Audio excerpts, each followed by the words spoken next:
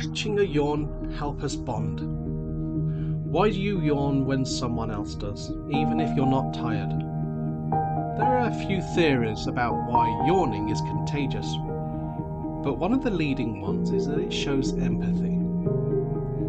People who are less likely to show empathy, such as toddlers who haven't learnt it yet, are less likely to yawn in reaction to someone else.